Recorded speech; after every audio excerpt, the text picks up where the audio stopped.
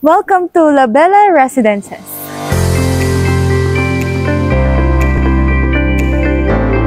Ang ganda dito sa La Bella Residences, malamig, relaxing, ang daming puno. At para ka nang dinala sa Santorini, Greece. Dito ito matatagpuan sa Niogan Road, Tagaytay City, tapat lang ng Brilliant Sky. Meron silang parking area dito. Malaki yung space nila.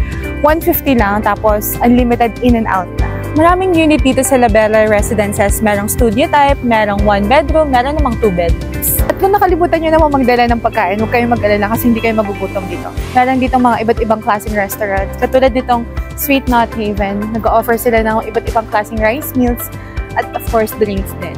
Kung mga gustong mag-fine dining, meron dito ang Medionas. Kung naghahanap naman kayo ng waffle, coffee at ibang drinks, meron ditong Bodhi Cafe. Ang ganda ng mga design nila, napaka-aesthetic. Meron silang pa-unli breakfast dito. Tapos kung gusto niyo naman ng pizza or pasta, meron dito sa Bella Ciao.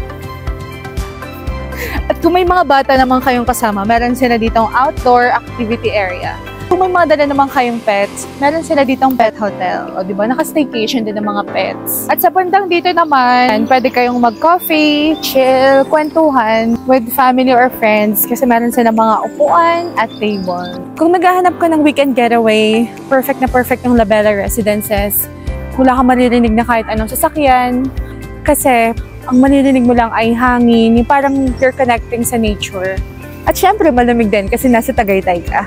Meron din sila ditong wellness hub kung gusto nyo magpa-spa or magpa-massage or mag-relax lang. At ito naman yung pool area nila, bukas ng 8 ng umaga hanggang 8 ng gabi.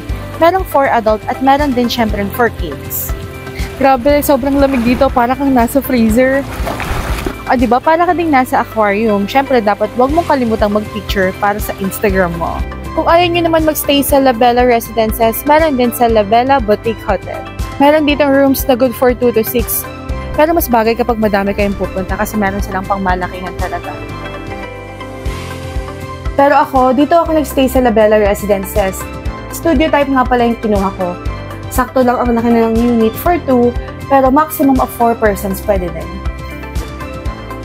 Thank you for watching. Please follow and heart.